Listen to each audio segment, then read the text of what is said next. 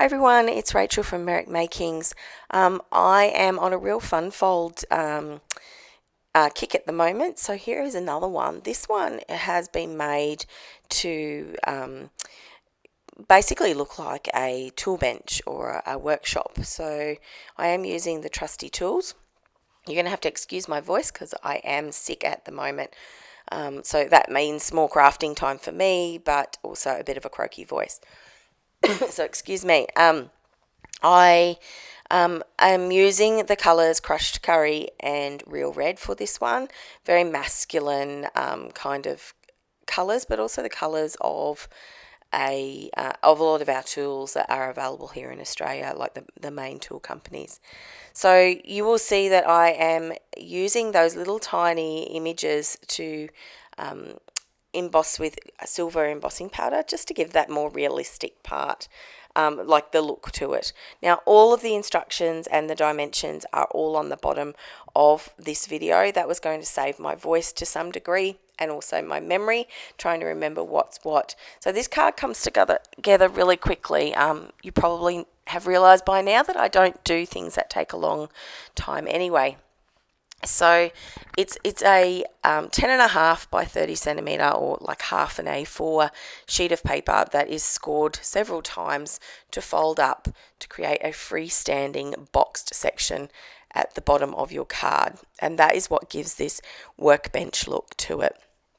My little handy tip when it comes to using embossing of any kind, like the heat embossing, is to make sure that you have that anti-static powder and a really juicy Versamark. So the Versamark is one of my favourite inks. Mine is very well loved. It's not a nice white creamy colour anymore.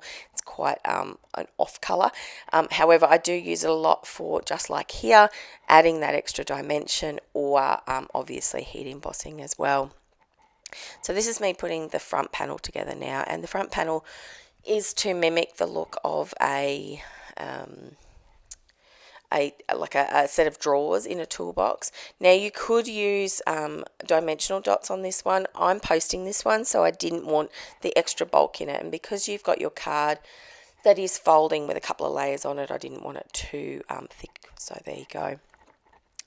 But yes, it would look probably much more dimensional if you were to add those dots behind it, so that they do pop up a little bit more. Now, what I really love about this die set that comes with the Trusty tools in the bundle is this next element, and the next element is to mimic the idea of a pegboard.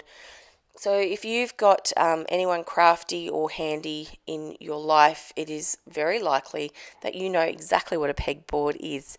It's a bit of that compressed or MDF style timber that's got a white coating on the front and all the little holes for all your tools and bits and pieces to hang off. I have one in my craft room, but my husband also has some down in his shed as well. So I am using the Simply Said stamp set, which was gifted to us, luckily, at On Stage, but it is available in the new catalogue, and it's got that very simple happy birthday sentiment on it. None of the sentiments from this set actually worked with the space that I was trying to use, so that's perfect for that.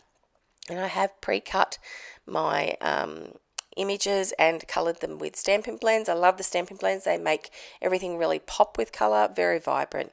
And now I'm just adding the very last one. I am popping it, you can see me testing it, but I'm popping it on the front, making sure that it's not too high, so when it does fold flat, it will fit in my envelope. And that's the card complete. How cute is that? Hopefully the male that's getting this one will love it. Thanks for joining me, everyone. I hope you give this one a go. See you later.